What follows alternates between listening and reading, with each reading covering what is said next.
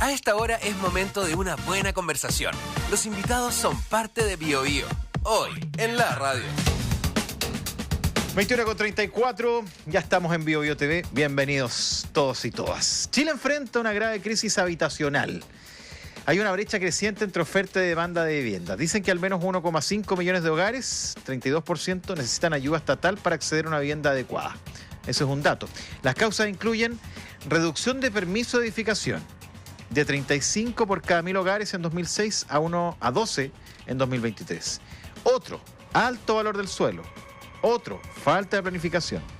Otro, ausencia de incentivo a la inversión privada.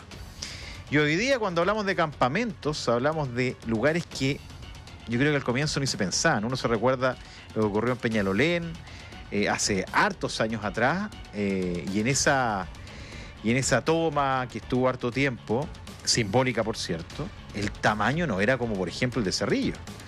Entonces uno empieza a mirar lo que pasó en San Antonio, lo que pasó hace poquito ahora en San Felipe, y lugares donde se llenó, a propósito dicen muchos de la pandemia, de mucha gente que mezcló los que estaban sin hogar, los que llegaron de afuera, otros allegados que quieren vivir en la misma comuna donde ha estado siempre, pero hoy día no tienen cómo comprar nada.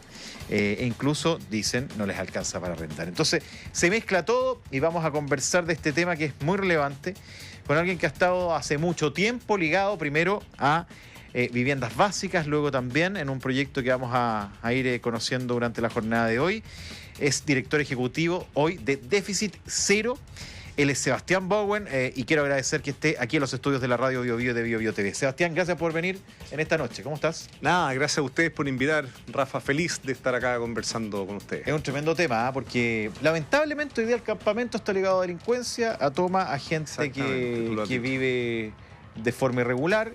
Y cuando hay piscina es un escándalo, legítimo me parece, para quienes han visto cómo esto crece sin ningún tipo de regularización. Mucha crítica, y son pocos, no porque, creo yo, no porque no se quiera, sino porque es difícil abordar esta temática, ¿no? O sea, tú partiste en la introducción con algo bien clave, yo pienso, para todos los auditores que están escuchando, que dijiste, están todos los temas mezclados. Todo mezclado, sí. Y tal vez lo que podemos hacer en esta conversa es justamente ir como diseccionando el tema, ¿cierto? Así como ir separando las piezas y tratar de entenderlo un poco mejor. Entonces, ya que partiste con el tema de los campamentos, tal vez puede ser bueno aproximarnos yo siempre digo que los campamentos son como el síntoma, ¿cierto? Lo más visible. Lo más visible, pero así como un síntoma cuando uno le duele la cabeza, un paracetamol no te soluciona la enfermedad. ¿Y cuál es la enfermedad acá? Es la falta de acceso a la vivienda, finalmente. Esa es la como enfermedad más estructural.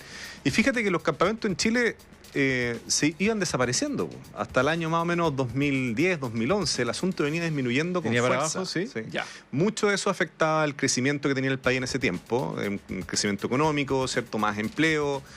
Había una política de vivienda súper focalizada en la población más vulnerable, que se le decía básicamente, organícense en un comité de vivienda. Probablemente muchas personas que nos están escuchando hoy día se organizaron en uno. Vea un terreno, ¿cierto? Postule con un proyecto y va a tener un subsidio para comprar ese terreno y poder construir su vivienda. Pero resulta que más o menos del año 2010 en adelante, 2011, el precio de la casa, de la vivienda, del suelo más bien, fue creciendo mucho más rápido que el salario de los chilenos y chilenas. Claro. Entonces prácticamente el doble, ¿ya? Entonces, ¿qué empezó a pasar? Que la vivienda se empezó a hacer más cara. Entonces la gente se organizaba, lograba conseguir un subsidio, pero no encontraba suelo para poder justamente pagar ese subsidio. ¿Y por qué se empezó a hacer más caro? Es súper interesante darnos cuenta de eso. Fíjate que el año más o menos 2008, al año en Chile se creaban como 50.000 hogares, 50.000 familias. ¿Ya? Que 50.000 familias que salían a buscar casa en el mercado, en el subsidio, como fuera. Pero en el año 2018 se crearon 120.000. O sea, más del doble. Entonces la demanda aumentó mucho. Pero tuviste un dato bien relevante, que eran los permisos de edificación. Y los permisos de edificación nos permiten dar cuenta de la oferta de vivienda, ¿ya? Y resulta que la oferta se redujo a prácticamente un tercio. Entonces, la demanda aumentó, la oferta bajó. ¿Qué pasa cuando en cualquier mercado hay mucha demanda y poca oferta? El precio se dispara. Y eso fue lo que pasó en Chile. El precio de la vivienda, del suelo, casi que se multiplicó por 3 en los últimos 20 años, haciendo que fuera más inasequible. ¿Qué empieza a pasar ahí? Que la gente no tiene para pagar el arriendo, no tiene para comprar una vivienda.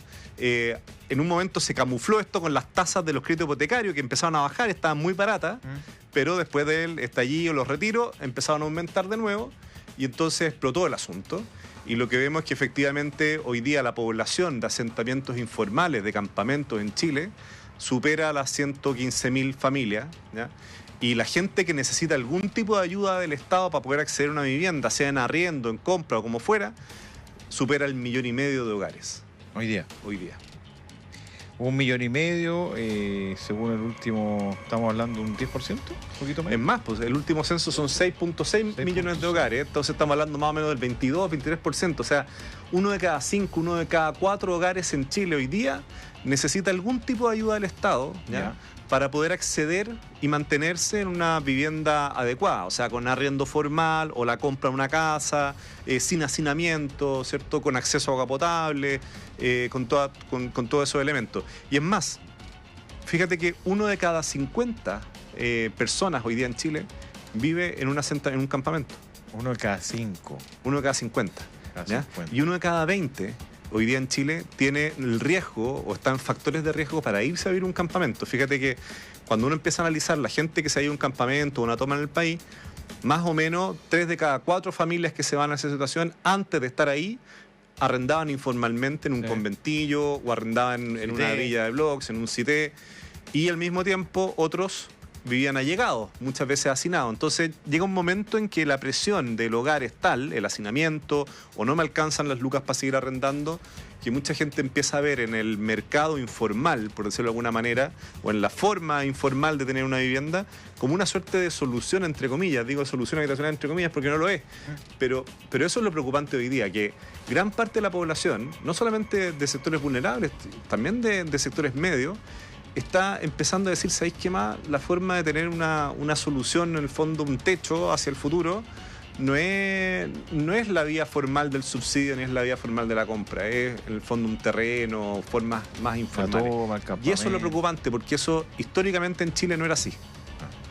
Y se ve, claro, el tema es que hoy día, porque muchas veces se dice así no se hacen las cosas, pero uno llega y dice, mucha gente dice, oye, pero si acá tengo un montón de gente que lo hace. Entonces empieza a decir, bueno, si ellos lo hacen, ¿por qué yo tengo que estar pagando un arriendo caro? Y empieza a pasar eso que tú estás describiendo. A ver, tú estuviste en Techo mucho tiempo.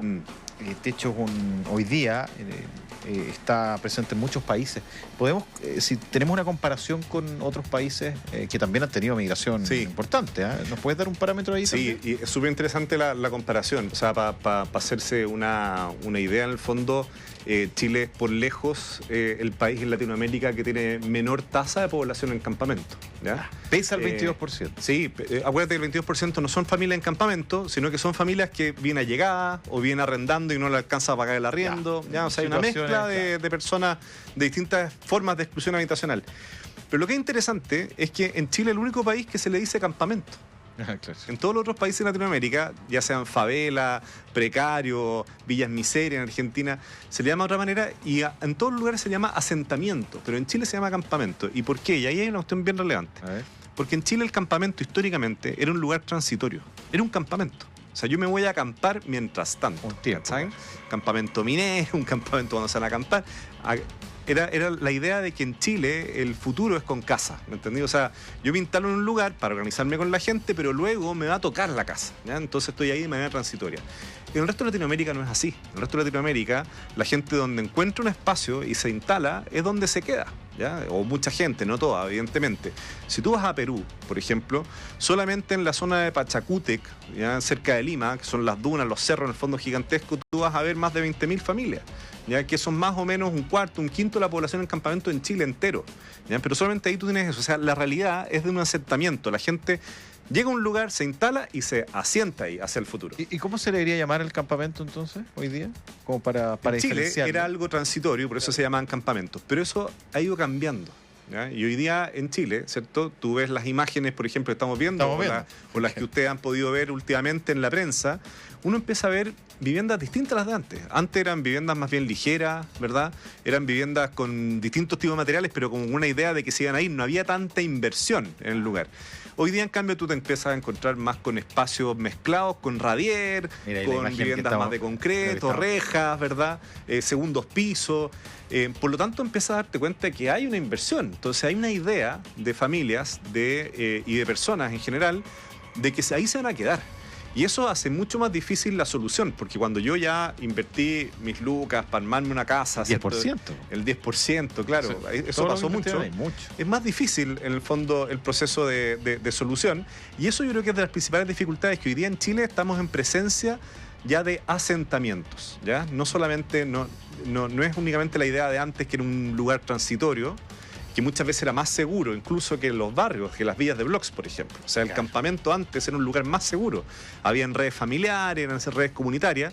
Hoy día, más bien, en muchos lugares hay una mezcla grande, en todo caso, pero se está viendo esa realidad más vinculada a la pobreza, pero también con una realidad más vinculada a la informalidad, y por lo tanto campamentos más grandes o asentamientos más grandes que empiezan a ser un lugar de ausencia del Estado, en el fondo, con todo lo que eso contrae, ¿cachai?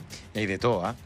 Oye, estaba viendo acá la lista de ciudades donde dice el 70% de la demanda por vivienda se concentra en 10 ciudades. Iquique, Alto Hospicio, Antofagasta, Copiapó, La Serena, Coquimbo. Área metropolitana de Valparaíso, área metropolitana de Santiago, área metropolitana de Concepción, Temuco, Padre Las Casas, área metropolitana de Puerto Montt. O sea, estamos viendo que tenemos en el norte, en el centro y en el sur, y las características son parecidas. No, yo diría son bien distintos. Mira, algo que destaca hoy día es que estos asentamientos informales son muy distintos, son muy diversos entre sí y muy diversos al interior de sí mismo. O sea, te puedes encontrar con una casucha más similar a lo que eran los campamentos antiguos, ¿ya? Al lado de un radier, ¿cierto? Dos pisos con cemento y qué sé yo. Entonces hay una realidad bien, bien diversa, y eso es lo que lo hace tan difícil. Pero es interesante lo que tú mencionas de la ciudad donde se concentra la demanda social por vivienda. Mira, para hacernos una idea, se habla mucho de San Antonio, ¿cierto? Hemos hablado último tiempo, ¿verdad? No sé, 2.000, 3.000 familias en una toma. Pero claro, cuando tú levantas un poquito la mirada y miras la ciudad entera, ¿cierto?, de San Antonio y sus alrededores, chuta, te das cuenta que hay más de 18.000 familias, ¿ya? No solamente en campamentos, allegadas, con arrendos informales, ¿cierto? Algunos en situación de calle, en fragilidad habitacional, decimos nosotros, que estáis pagando más del 40%, 30% de tu ingreso en un arriendo. Por lo tanto, tú puedes solucionar el problema de la toma específicamente, pero no nos podemos olvidar que siempre los campamentos y las tomas en alguna ciudad es un reflejo de un problema que es más profundo. Por eso la idea del iceberg es interesante, porque el problema es más profundo. Hay muchas más familias que están a veces debajo de los techos, detrás de las puertas, que no se ven en el campamento, con la visibilidad del campamento, pero que están en una situación tanto o peor incluso que la de un mismo campamento. Entonces, cuando pensamos en que esto se reduce, entre comillas se reduce, ¿verdad? Pero el foco está en 10 grandes ciudades. Pucha, ahora que estamos en elecciones presidenciales durante todo este año, me encantaría escuchar a las candidaturas cuál es el proyecto de ciudad que tienen para esas 10 ciudades. ¿Ya? Entonces, y cuando pensamos el proyecto de ciudad es, bueno, ¿qué redes de transporte van a instalar? Metro, trenes, buses, etcétera. Bueno, ¿qué equipamiento, verdad? En materia de educación, otros, ¿qué inversiones van a haber? ¿Y qué producción de vivienda va a haber en esos lugares? Porque creo que parte de lo que nos está pasando es que no estamos pensando la ciudad ni siquiera en el mediano plazo, digamos. La estamos pensando siempre año a año. Y ese es un problema para resolver estos problemas. Es muy interesante la mirada. Sebastián, tú has tenido la experiencia de ir conociendo, y ya nos estás describiendo cómo se genera esto.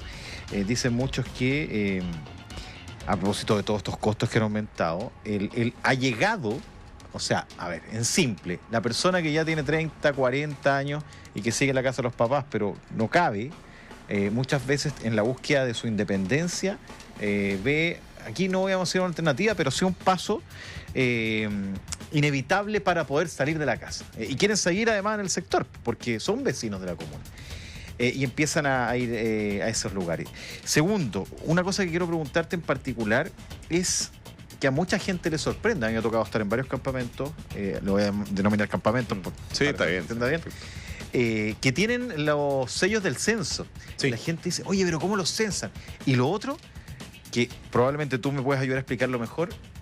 ¿Cómo se explica que haya cuentas de luz? Porque eso, pese a que dicen las empresas que es para evitar que se corten en las casas aledañas, lo que hace es que la gente sienta que está pagando por el lugar donde está viviendo.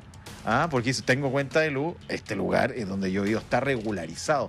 ¿Crees tú que esos elementos hacen que la gente, muchos de ellos extranjeros, digan, bueno, estoy pagando luz, a alguien le compré esto y además estoy en un momento dado sintiendo que el lugar en que estoy no llega nadie a decirme salga, por lo tanto es mío? ¿Sientes tú que hoy día pasa eso? Qué interesante todas tus preguntas, Rafa, porque... Mira, porque me ha tocado, como te digo, no solo a mí, pero últimamente hemos entrado a propósito de estas bandas, pero uno va encontrando gente de todo tipo. Claro. Mira, en tiempos donde estamos escuchando constantemente píldoras, ¿cierto? Así como soluciones mágicas de los problemas. Entonces, no, se va a solucionar haciendo tal cuestión. Lamento decir que un problema tan complejo como este, y tal vez probablemente los principales problemas sociales que tenemos hoy día en Chile, no se resuelven de una manera muy simple, ¿ya? Entonces... Y para poner, tú partiste con el tema de los allegados. Sí, déjame contarte una historia así para resumirla. Yo creo que detrás de los asentamientos y la explosión que tenemos hoy día de campamentos y tomas en distintas partes, hay muchos factores, ¿ya? Y sin duda hay factores de gente que quiere aprovecharse, hay factores de gente que fue engañada y que fue a arrendar un lugar o algo que vio por Facebook, por qué sé yo, y compró una casa y en realidad no es de él, ¿cachai? O de ella. Oye, en Facebook hay de todo. Hay de todo, hay de todo. Y tú veis que de repente hay, claro, arrendo de lote y qué sé yo, y ahí están estafando, ¿ya? Sin duda hay lugares, como está la ausencia del Estado, también se meten mafias, ¿ya? Eso... Pero también está el otro lado, y eso también yo creo que es importante. Mira, la historia, estaba conversando con unas personas en la región del Biobío, y ellos me decían, mira, acabamos de tener una hija, ya hace 3 años atrás.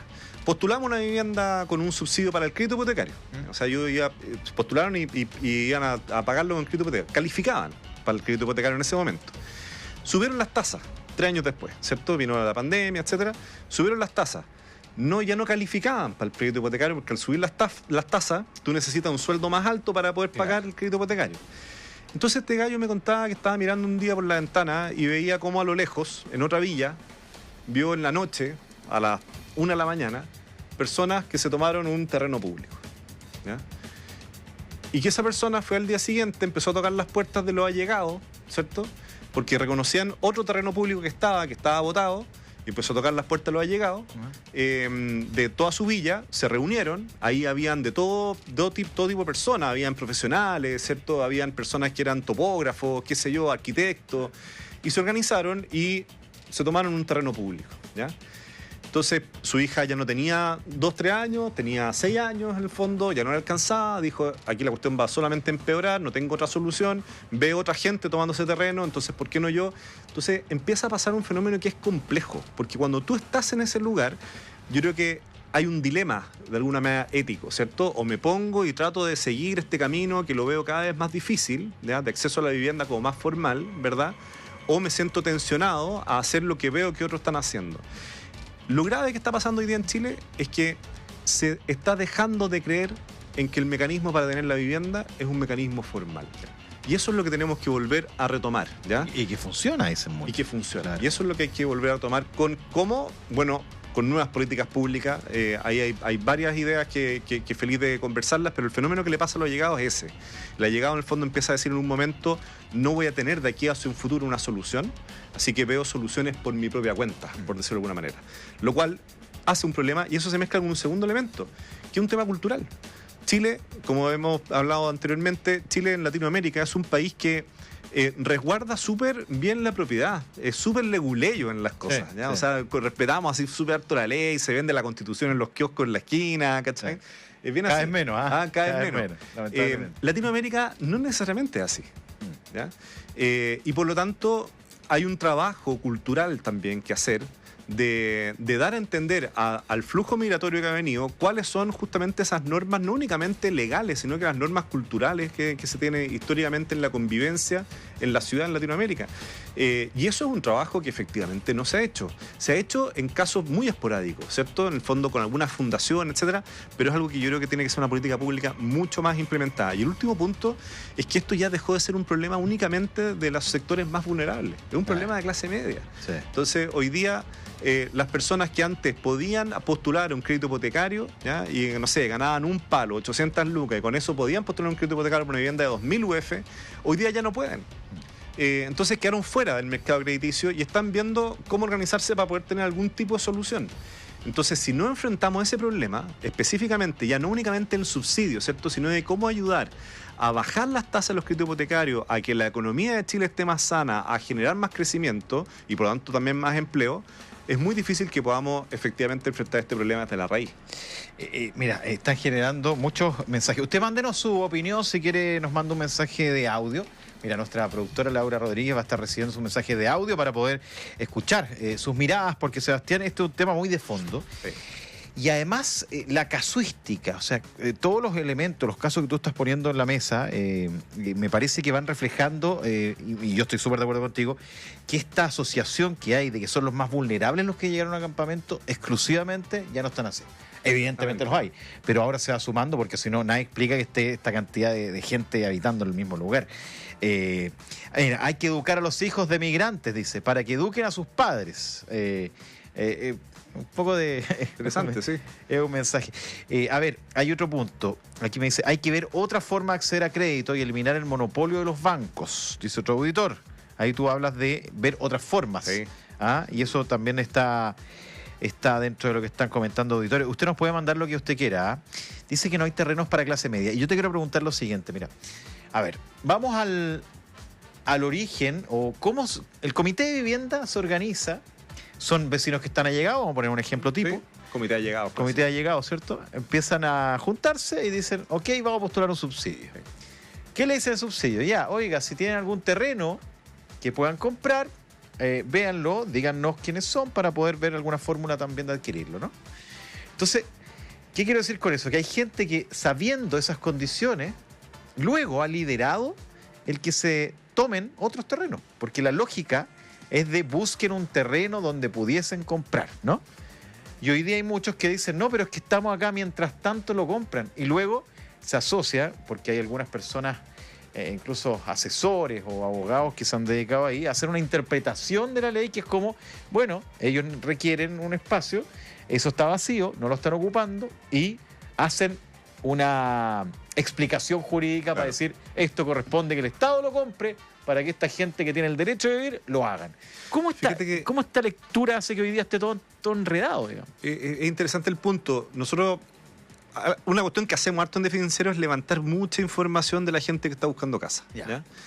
Y es bien interesante darnos cuenta que el 80% de la gente que hoy día está buscando un subsidio lo busca de manera individual. No en comités, ¿ya? El comité es una forma de buscarlo, pero es la forma minoritaria. Lo que pasa es que es la que hace más, es más notoria, porque tú ves en el fondo afuera del Ministerio de Vivienda y Urbanismo, ¿verdad? O los que van a protestar con el presidente sale y le dan un megáfono, son comités de vivienda. Pero la gran mayoría, de hecho hay grupos, por ejemplo, en Facebook que se transmiten datos en el fondo de subsidio de 200.000 personas. Y nosotros tenemos hoy día una red por la vivienda de la ciudad que conectamos con toda esa gente ¿ya? Para explicarles cómo postular un subsidio, qué tipo de subsidios hay, qué es lo que necesitas, ¿verdad? Para postular efectivamente subsidio de arriendo, subsidio de vivienda en propiedad, entre otras cosas. Entonces la gran mayoría de la gente postula de manera individual. ¿Ya? Eso es un primer elemento. Y el segundo elemento que hay que tener en consideración, que yo creo que de lo más complicado que tenemos, es que el sistema de postulación a subsidios se basa en la competencia, y ese es un problema, ¿ya? Porque lo que estáis haciendo por el lado de los comités es que compitan por un pedazo de suelo. Sí. Entonces se dan la lógica que tú puedes decir ahora, ¿cierto? No, y el mismo comité es como, oye, hay que juntar tanto monto, si tú no alcanzas, va a quedar fuera. O sea, si tú ves una comuna y tienes 5 comités y hay un suelo que lo puedes alcanzar a comprar, significa que esos 5 comités van a estar compitiendo de alguna manera. Entonces empiezan a usar estrategias para poder competir por eso. El que llega más cerca de las autoridades, ¿verdad? El que sale más presente en los medios. Prensa. Bueno, una serie de otros elementos. Hasta incluso puede ser una toma, o sea, pueden ser distintas formas, ¿verdad? Y por el otro lado, en el fondo, es justamente los que pueden comprar una vivienda con el crédito hipotecario y apalancado por un subsidio y otras maneras, porque básicamente, Rafa, para la gente que nos está escuchando, hay 3 grandes subsidios. O sea, básicamente el subsidio sin deuda, que es que el Estado, a básicamente el 40% más vulnerable de la población, le entrega un subsidio para que logre construirse una casa de más o menos 60 millones de pesos, ¿ya? Por ahí 50, 60 millones de pesos. Luego hay un subsidio para los sectores medios, ¿ya? Que es que el Estado te pone un pie, por decirlo así, para que tú logres levantar un crédito hipotecario, ¿ya? Para Y construir una casa de más o menos, claro, para poder comprar una vivienda de 2.500, 3.000 UF, ¿ya? 2.500, 2.800 UF, que eso estamos hablando, ¿cierto? 2.500, no sé, 100 millones de pesos, 120 millones de pesos por ahí. Y luego... disculpa, sí. Parece harto, ¿ah? Parece harto, pero el precio de la vivienda ha crecido mucho. ¿Qué es el punto? Sí. Como que creció, como que los subsidios se mantuvieron igual y el precio de la vivienda se disparó. De hecho, hace 6 años tú podías comprar una vivienda por 2.000 UF, ya que estamos hablando de esos 70, 80 millones de pesos, y hoy día te cuesta mucho encontrar en viviendas nuevas ese precio. Ahora, Sebastián, vamos a ir a la pausa, vamos a ir a informar. Pero con esto no estamos justificando las tomas de terreno. Yo creo que quede súper claro ese punto. Súper importante ese punto, ¿cierto? Sí, estamos describiendo un escenario y aquí con tu expertise estamos conociendo, bueno, ¿qué sea? Esta es la realidad. No, qué bueno que lo dijiste, porque estamos tratando de ir a la raíz del problema. Lo quiero decir, antes de leer mensajes que van a estar a la raíz del problema. Sí, de todas maneras. Muy buen punto. Así que mantengamos esa premisa, no estamos justificando, estamos tratando de describir lo que hoy hay y probablemente caminos que tú has ido conociendo en tu expertise. Sebastián Bowen está con nosotros. Vamos a ir a las noticias de las 10 de la noche y vamos a seguir conversando hoy en la radio de este interesante tema. Mande su mensaje de audio a través del WhatsApp de BioBio. Volvemos.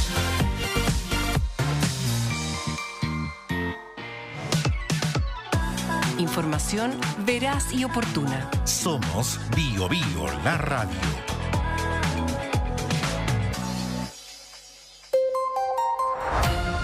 Si no estás informado, no puedes tener opinión. BioBio, la radio, presenta El Informador.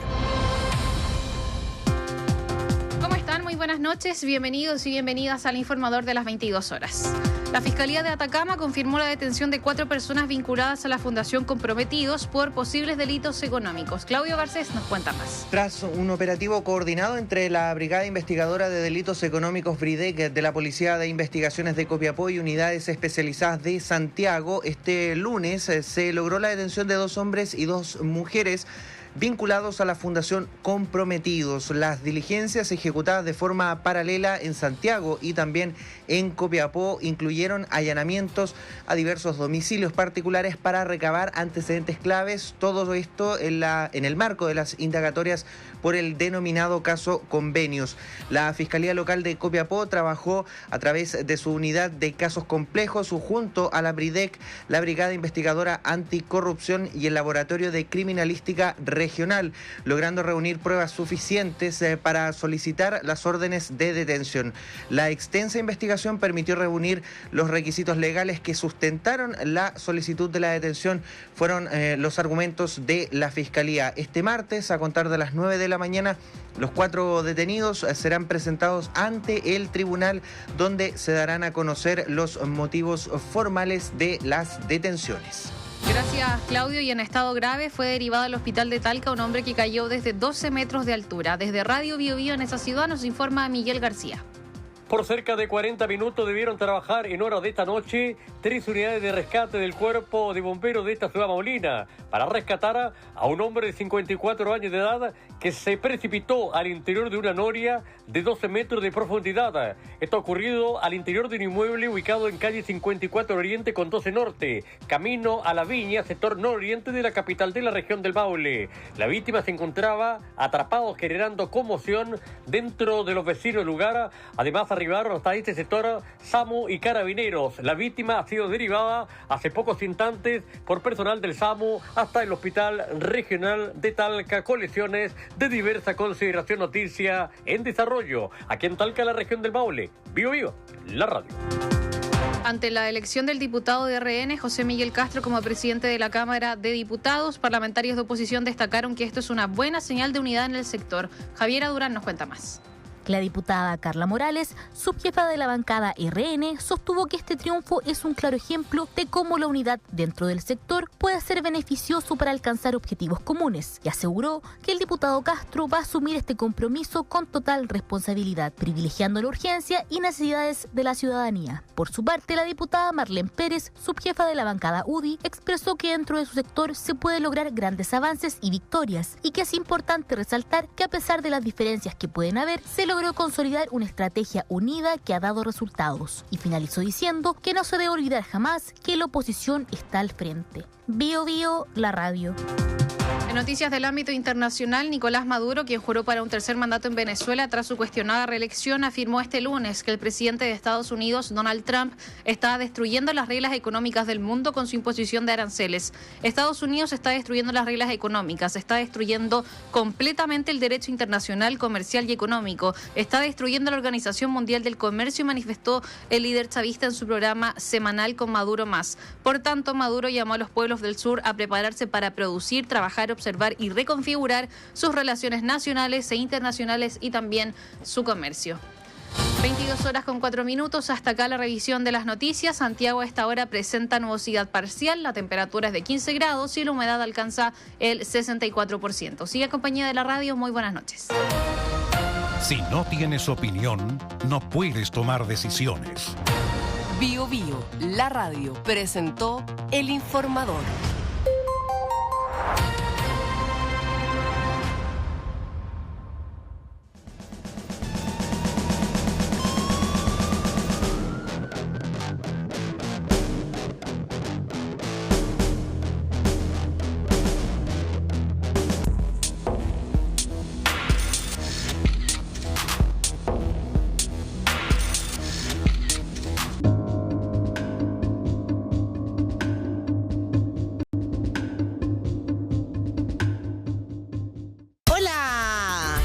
Si te gustan los autos y estar enterado de todo lo que ocurre en esta industria automotriz, este es tu programa. Por supuesto, somos MotorFem por Bio Bio TV todos los sábados a las 11 de la mañana y domingo a las 10. Y aquí te vamos a estar contando todo lo que tú quieres saber, consejos, datos, seguridad, panoramas, todo lo relacionado con el mundo automotriz. Oye, y desde la mirada nuestra, ¿cierto, po? Mujeres que saben hablar de autos, ¿cierto, Pao? Así es.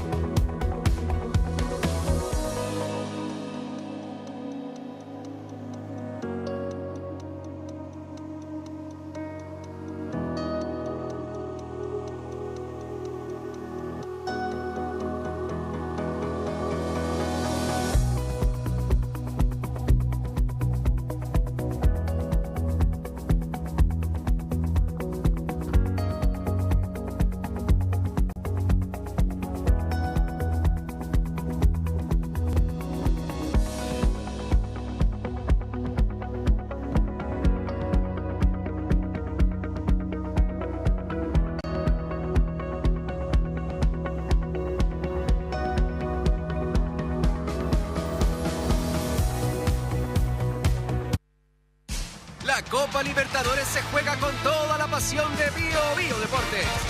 Mañana, tras ganarle al campeón de América, la U buscará una buena cosecha en Argentina, jugando su primer partido como visita. Desde las 8 de la noche, en directo desde el Estadio 1 de La Plata, juegan Estudiantes de La Plata, Universidad de Chile.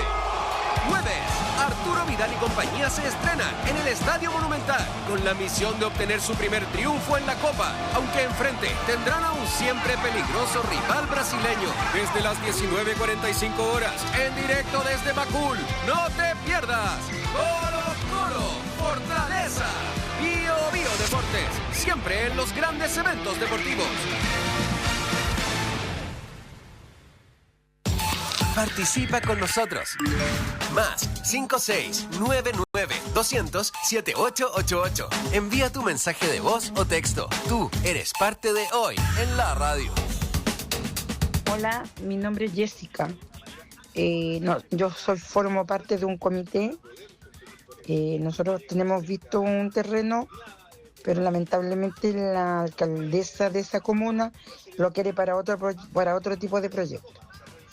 Lo peor es cuando uno quiere postular al subsidio y le piden tanta plata. Yo en mi caso soy discapacitada, recibo una pensión básica solidaria y no tengo más alternativa que formar parte de este comité y ver si en algún minuto puede salir. Lamentablemente a nosotros no se nos dan más posibilidades. ¿Por qué? Porque el monto que piden para poder que salga seguro el subsidio es muy alto. Entonces por eso nos vimos en la obligación de formar un comité nosotros acá. Soy Jessica, vivo en la comuna de Maipú. Jessica participa en la conversación. Usted puede hacerlo también en el WhatsApp de la radio, más 5699-207-888. Jessica, Sebastián Bowen nos pone un escenario concreto. Tal cual. Nos dice la alcaldesa, dijo, ¿no? No, está en Maipú, dice. Claro, dijo la alcaldesa, el alcalde, escuché... el alcalde. Sí. Claro, ella forma parte de un comité, tiene una pensión de invalidez y dice que el terreno que ellos ubicaron, el alcalde lo quiere para otra cosa. Porque hay poco suelo. Es que ese punto, a ver, partamos como terminamos el bloque pasado, ¿cierto? Acá acordémonos de que no estamos legitimando ni justificando la toma en ningún caso, justamente aprovechando una conversa más profunda para darnos cuenta de la complejidad del problema y cómo lo resolvemos, o sea, en concreto. Lo que dice Jessica tiene un tremendo punto. Lo que generalmente les pasa es que les piden un ahorro, ¿ya? Mientras más grande el ahorro, eventualmente tú tienes más posibilidad de comprar terreno, ¿verdad? Porque en el fondo hay más dinero sobre la mesa y por lo tanto puedes acceder a suelo, ¿ya? Claro. Pero efectivamente el suelo para ese perfil de proyectos suele ser escaso, ¿ya? Por eso es que lo que nosotros decimos, ya que estamos hablando de una comuna, ya una comuna más encima como ciudad, ¿verdad? Y varias ciudades en el país, que levantar todo el suelo disponible. Fíjate que nosotros en Déficit Cero identificamos todos los sitios seriazos y residenciales que hay en estas 10 ciudades. Hicimos esa pega entera. ¿Qué año lo hicieron? Ahora, el año pasado recién. O sea, este dato son recientes. Sí, descubrimos que hay más de 3.000 hectáreas de sitios eriazos y residenciales en estas ciudades, donde eventualmente 300.000 viviendas pueden entrar, ¿ya? Entonces, por lo tanto, la gran duda en el fondo es, bueno, ¿cómo se aprovecha eso para el bien público? Y eso se hace planificando, o sea, diciendo, mira, en esta comuna están todos estos sitios, están todas estas necesidades. Estos son los cambios normativos que hay que hacer para que la gente, tal vez no lo sabe, pero en el fondo, en un suelo específico a veces se puede construir hasta 4 pisos nomás. Pero hay veces que tú puedes decir, ¿sabéis qué más? En este lugar vamos a construir hasta 8, ¿ya? Para que justamente pueda caber más personas, tener en el fondo equipamiento de mejor calidad, entre otros elementos. Entonces, ahí hay un desafío importante de alianza pública-privada. O sea, que efectivamente las autoridades locales, como alcaldes, gobiernos regionales o gobiernos centrales, puedan aliarse con el mundo de las empresas para construir las viviendas en los suelos y que de esa manera todos puedan tener algún tipo de solución. Y mencionar algo interesante, yo los invito a Jessica a que pueda meterse a www.redviviendayciudad.cl, ¿ya? Es una página que habilitamos como Déficit Cero. ¿Ya? Usted se puede inscribir ahí, ¿ya? Y al inscribirse va a empezar a recibir información respecto de todas estas cosas, subsidios, capacitaciones que hacemos. Y ella pone un punto, ella dice en el fondo soy o tengo algún nivel de discapacidad, menciona, Sí, dice ¿verdad? que tiene una pensión bajita. Entonces, por lo tanto, hay tipos de subsidio orientados específicamente a esas personas y por lo tanto averiguar sobre eso, esta red muchas veces los puede ayudar. Hacemos todo el tiempo talleres y capacitaciones, reels, o invitamos a expertos a hablar del tema para que justamente la gente lo conozca. Sebastián Bowen, hay un dato, en su momento se cuestionaba las EGIS, ¿te acuerdas? Las EGIS, hoy Oye, día se llaman entidad patrocinante. Claro, por eso quería hacer el cambio. La EGIS, que aparecía gente, y no se preocupe, yo le ayudo, pase platita para acá, para allá, fraude. Claro. Hoy día son las EP, entidad patrocinante. Y entre ellas, y aquí quiero apuntar a lo que decía Jessica, una de las entidades patrocinantes son los municipios. Sí, muchos municipios tienen. ¿Qué pasa? ¿Cuánta gente hoy día, no sé si habrá un dato, pero debe decir, oye, no voy a contarle al municipio porque capaz que quieran el terreno para otra cosa? ¿Ah? Y tienen hoy día tú decías algo que es clave, me parece a mí, que la gente está postulando de forma individual porque tiene desconfianza. Hoy día hay desconfianza de que este trabajo que estoy haciendo mancomunado, en el grupo, yo apoyo a la persona, después resulta que compraron allá y yo quedé tirado. Ni hablar de las platas. Pero hay mucha desconfianza, ¿no? Hay mucha desconfianza. Pasa mucho eso que tú estás diciendo, Rafa. Efectivamente, a veces a la gente les cobran, ¿cierto?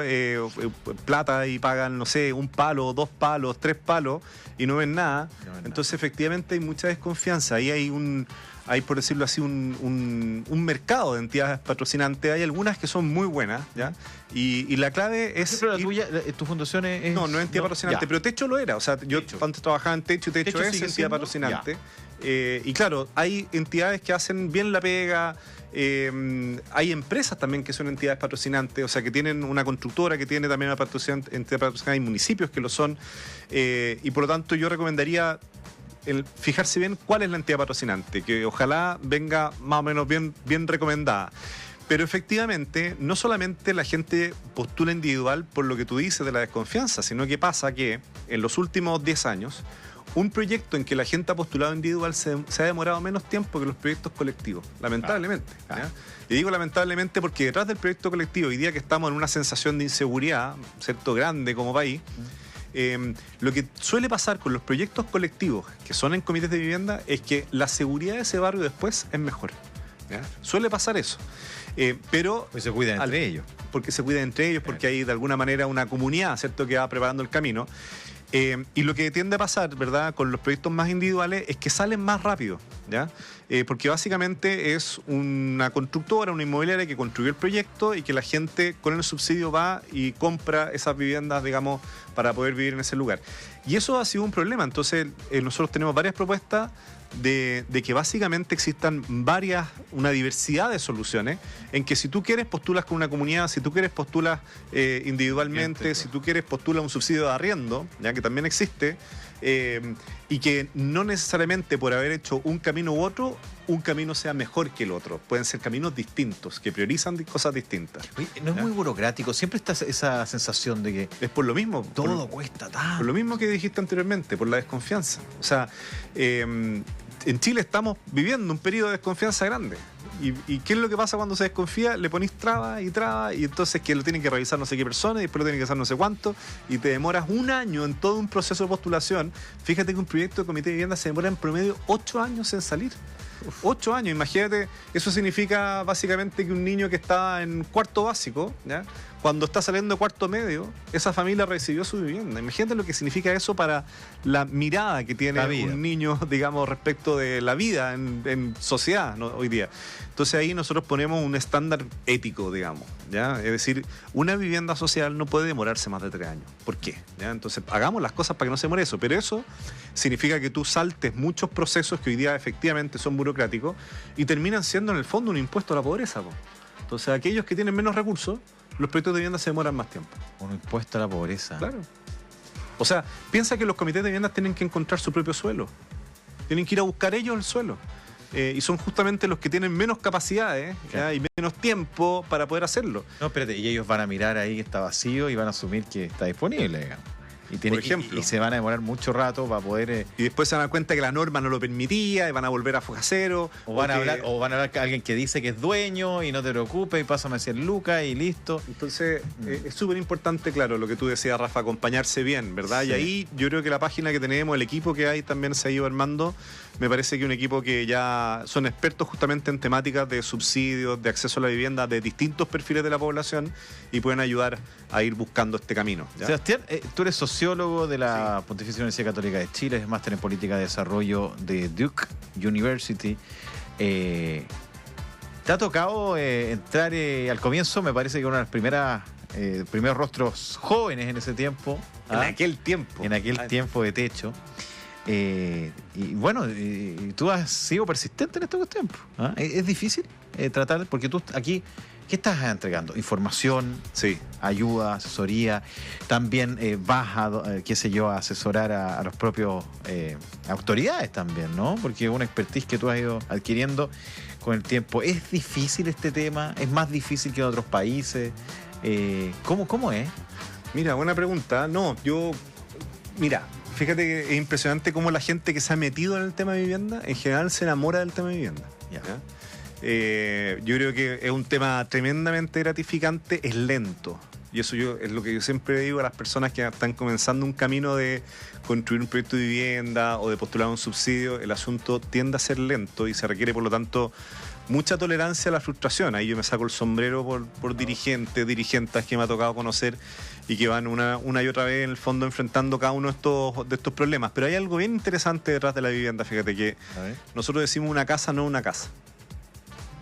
¿Qué? Entonces, una casa, cuando tú piensas en una casa, es un lugar finalmente donde construir tu futuro, ¿ya? Eso es. O sea, cuando tú piensas en una casa, te imaginas cómo la vas a remodelar, le vas poniendo los pósteres o las cosas que te gustan en las paredes, se arma una rutina, ¿cierto? Es un activo financiero importante eso. También, sí, es un proyecto. Entonces a mí me interesa el tema del ahorro porque tú ahorras para un proyecto, o sea, sin proyecto no puedes ahorrar. Entonces, para mí es interesante la casa más que como el hecho de tener 4 paredes y un techo. Me parece interesante que detrás de la casa hay un proyecto de futuro, ¿ya? Entonces, cuando nosotros decimos, oye, queremos déficit cero, no estamos diciendo otra cosa que queremos que toda la población en Chile tenga un proyecto de futuro. Eso es.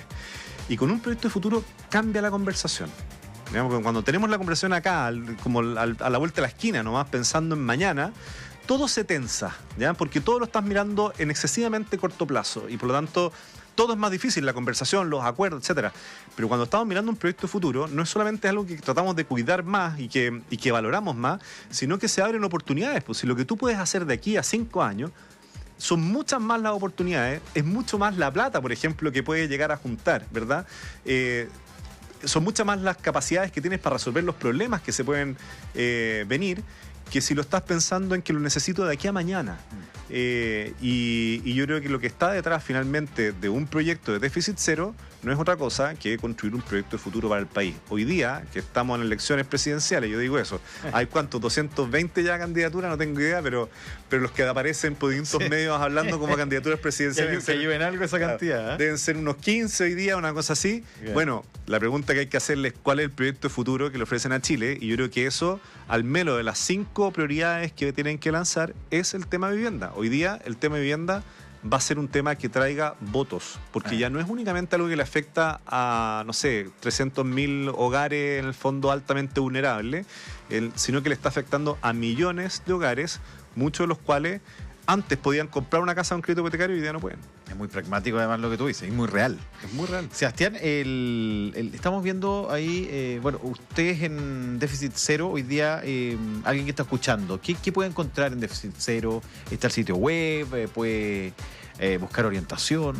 Sí. Si no nos puedes también decir. Mira, en déficit cero, para la gente que está buscando casa, métase a redviviendaiciudad.cl, es la plataforma que tenemos para irlos guiando. Así en el camino. Redviviendaiciudad.cl. Sí, redviviendaiciudad.cl, la están viendo ahí de hecho en pantalla, yo creo, no sé, o acá, pero es la plataforma que tenemos nosotros para poder guiar a la gente en esta búsqueda que a veces es muy tortuosa, ¿ya?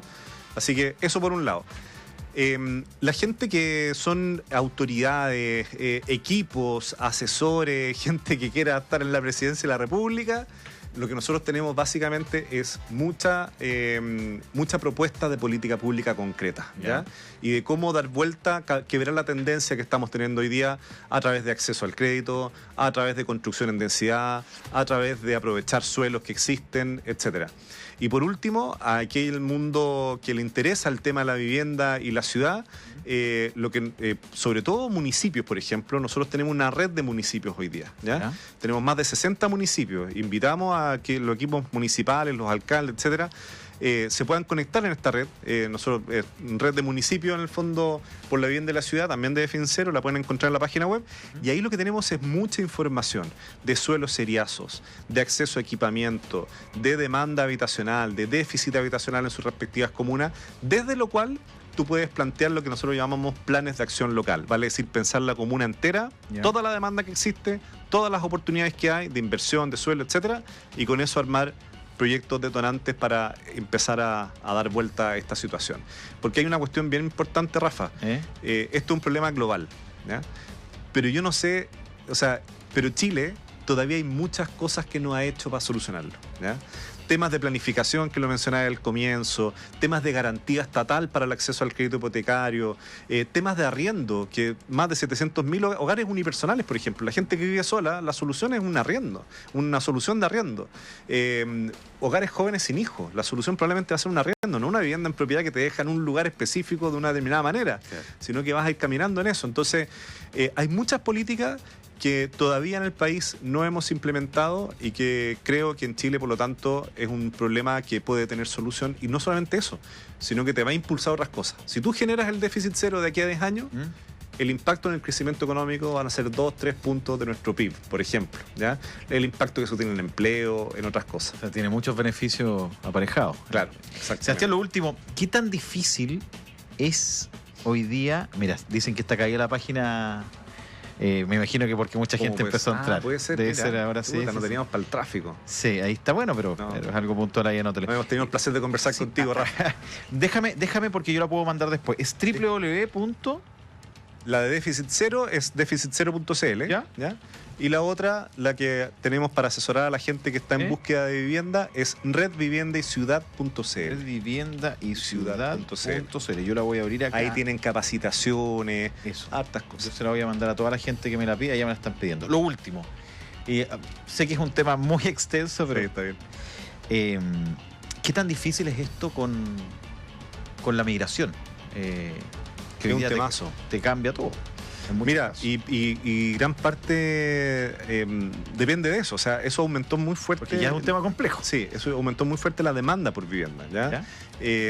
Y no fuimos capaces nosotros de tener políticas públicas que adaptaran aquello, ¿ya?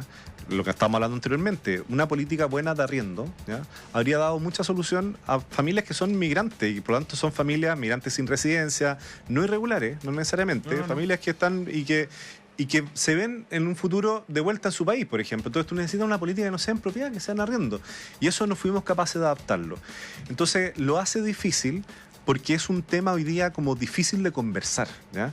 Y por eso valoro tanto la conversa que acabamos de tener, porque es lo mismo que el tema de los campamentos. Son temas difíciles de conversar porque tienen mucha fricción, ¿ya? O sea, si yo he peleado en el fondo por tener mi casa, ¿por qué voy a aceptar que una persona se tome un terreno y tenga la suya y no el mismo proceso que he llevado yo, ¿verdad? Entonces tiene una fricción y le encuentro razón a esa persona. Pero al mismo tiempo nos tenemos que dar cuenta que sacar a esa persona que vive allegada no va a solucionar el problema de fondo, ¿cierto? Sino que va a solucionar el problema visible nomás.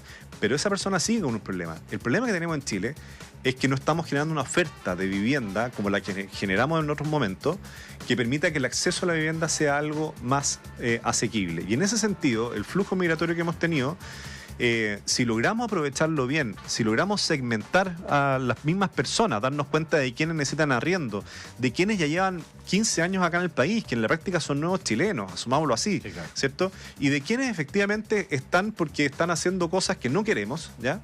Si logramos hacer esa distinción, probablemente vamos a encontrar estrategias distintas para cada uno y vamos a lograr rescatar lo más potente, que es impulsar justamente el acceso a la vivienda en Chile.